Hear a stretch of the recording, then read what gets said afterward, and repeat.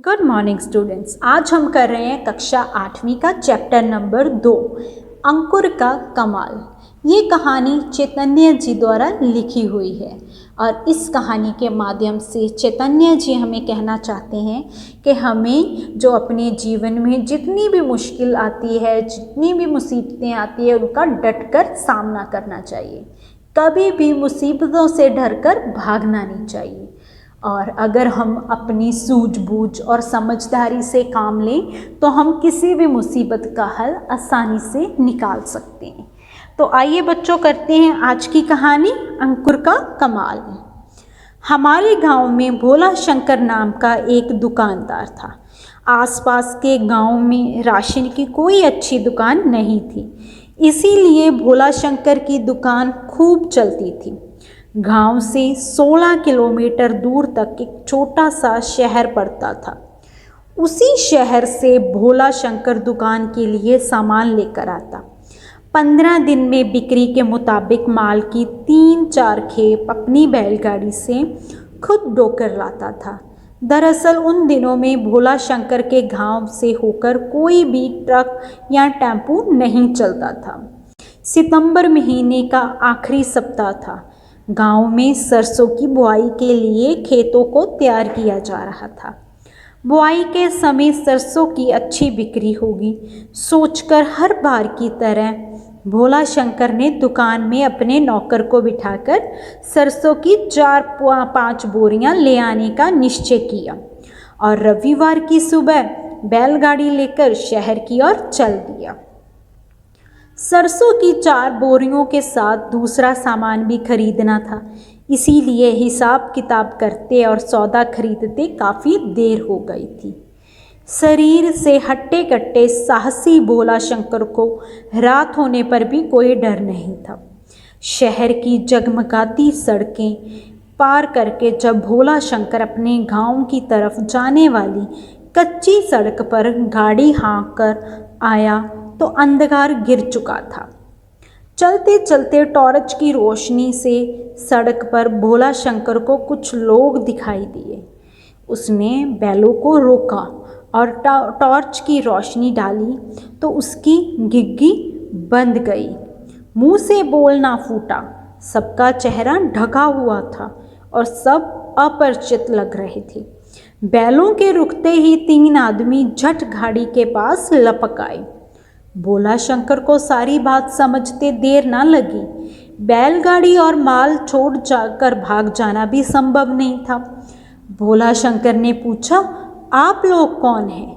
लुटेरे। एक साथ कई आवाज़ें गूंज उठी। तुरंत ही एक लुटेरा बोला, जान की खैर चाहते हो तो गाड़ी का माल चुपचाप हमें ले जाने दो और बैलगाड़ी लेकर दफा हो जाओ। अपनी जान के सामने गाड़ी में लदी सरसों की 4 बोरियां और 1000-1500 के माल का कोई महत्व नहीं था, इसीलिए वह बिना घबराहट के साथ बोला, माल ले जाइए। लुटेरों ने सौदे और सरसों की 4 बोरियां गाड़ी से उतार ली। भोला शंकर ने अब डरते डरते खाली गाड़ी आगे बढ़ाई। 10 वर्षों की दुकानदारी में शहर आते जाते भोला शंकर ने उस रास्ते पर कोई भी भय महसूस नहीं किया था। लूटपाट की घटना कभी हुई भी नहीं थी, ये पहली घटना थी। इस घटना से भोला शंकर ने भविष्य में होने वाली घटनाओं का अनुमान लगा लिया कि लुटेरे अगर पकड़े ना गए तो उस रास्ते पर आना जाना कठिन हो जाएगा। मगर लुटेरे कैसे पकड़े जाएं, उसके सामने यही सबसे बड़ा प्रश्न था। लुटेरों को वह पहचान भी नहीं सका था। बिना जाने पहचाने पंचायत या थाने में रिपोर्ट कैसे लिखवाने जाए। इसीलिए भोला शंकर ने लूट के बारे में अपने गांव में किसी को कुछ भी नहीं बताया। दूसरे दिन उसने शहर जाकर फिर सरसों की कुछ बोरियां खरीद लाने का निश्चय किया, लेकिन वर्षा होने के कारण वह उस दिन शहर ना जा सका। चौथे दिन फिर शहर चला। भोला शंकर ने बैलों को उस स्थान पर रोक दिया जहां उस का माल लूट लिया गया था। गाड़ी रोककर बस्ती की ओर जाने वाले रास्ते की तरफ देखा तो भोला शंकर की आंखें फटी की फटी रह गई। रास्ते पर सरसों के बीज गिरने से उसमें से अंकुर निकल आए थे। भोला शंकर ने सोचा सरसों के बीज उस रात की लूट की बोरियों से गिरे होंगे, वरना सरसों के अंकुर सड़क के किनारे कहाँ से आते। अंकुरों का पीछा करते करते लुटेरों के घर का पता चल जाएगा, लुटेरे निश्चय ही पकड़े जाएंगे। इसी विश्वास के साथ भोला शंकर ने शहर जाने का इरादा बदल दिया और मुखिया रामधन को लेकर थाने जाने का निश्चय किया। गांव पहुंचकर भोला शंकर रामधन के घर की ओर चल दिया। उसने उन्हें उस रात की लूट की घटना बताई और फिर सरसों के बीजों के अंकुरों के बारे में बताया। मुखिया बोले, उपाय अच्छा है, एक एक अंकुर का पीछा करते हुए हम लुटेरों के घर तक पहुंच सकते हैं। जिस घर तक बीज का अंकुर निकला होगा उसी घर तक सरसों की बोरियां ले जाई गई होगी और उसी घर के लोग ही लुटेरे होंगे।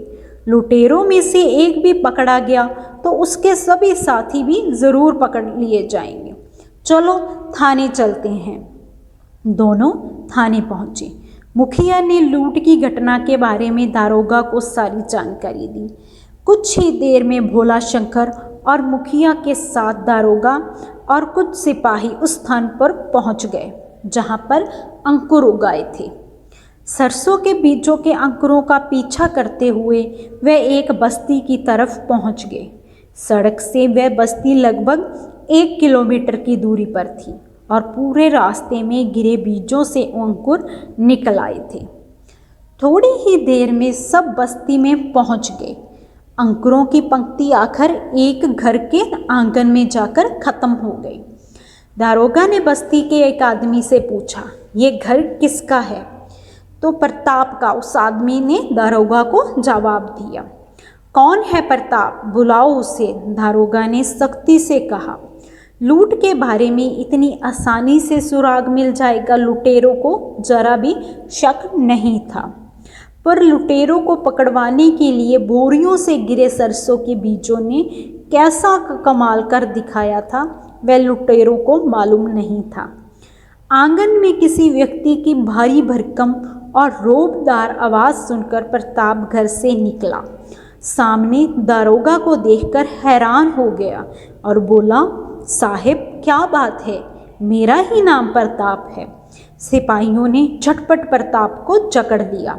दारोगा ने पूछा, उस रात भोला शंकर अपनी बैलगाड़ी से 4 बोरी सरसों के बीज और दुकानदारी का कुछ सामान ला रहा था। रास्ते में तुम लोगों ने उसे लूट लिया। उस समय तुम्हारे साथ इस बस्ती के और कौन कौन लोग थे? साहिब, हमने किसी को नहीं लूटा। प्रताप डर गया और कांपती हुई आवाज़ में उसने दारोगा से कहा। तो दारोगा कहने लगा, झूठ मत बोलो, सबूत के लिए सरसों के अंकुर ही काफ़ी हैं। सामान के साथ लूटी गई सरसों की बोरियों के बीजों से ही तुम्हें पकड़ने में कामयाब हो सके, दारोगा ने कहा। अंकुर देखकर प्रताप की आंखें फटी की फटी रह गई। अब कानून से बच निकलना संभव नहीं था, इसीलिए प्रताप ने अपना अपराध स्वीकार कर लिया और अपने दूसरे साथियों के नाम भी बता दिए। उसके साथी दूसरी बस्ती के रहने वाले थे। दारोगा ने उस बस्ती में जाकर एक एक कर सबको गिरफ्तार कर लिया और जेल भी भेज दिया। लुटेरों को पकड़वाने के लिए भोला शंकर ने जिस सूझबूझ से मुखिया की मदद से थाने में रिपोर्ट की, उसके लिए दारोगा ने भोला शंकर को शाबाशी दी। लुटेरों को लेकर भोला शंकर के मन में जो डर समाया हुआ था, अब वह मन से सदा के लिए दूर हो गया। तो देखो बच्चों, इस कहानी में हमें क्या शिक्षा मिलती है कि जैसे अंकुर का बीज एक छोटा सा था, लेकिन उन्होंने अंकुर के बीजों ने ऐसा कमाल कर दिया, सरसों के बीजों ने अंकुर निकलकर जब उसके पौधे निकल आए तो उन्होंने ऐसा कमाल कर दिया कि चोर उससे पकड़े गए। तो क्या होता है कि कभी कभी जो है छोटी सी लगने वाली बातें भी बहुत महत्वपूर्ण होती है, ठीक है, क्योंकि एक छोटा सा अंकुर होता है जो वो एक दिन बहुत बड़ा पेड़ खड़ा कर सकता है। कभी भी हमें छोटी छोटी चीज़ों के महत्व को नज़रअंदाज नहीं करना चाहिए, हमें छोटी छोटी चीज़ों को भी महत्व देना चाहिए और समझदारी से सूझबूझ से हमें निर्णय लेने चाहिए, क्योंकि अगर कभी भी हमारे सामने कोई भी मुसीबत आ जाती है तो हमें उससे डरना नहीं चाहिए, उसका डटकर सामना करना चाहिए और अपनी समझदारी और सूझबूझ से उस मुसीबत को हल कर लेना चाहिए। तो ये थी आज की हमारी कहानी अंकुर का कमाल। थैंक यू बच्चों।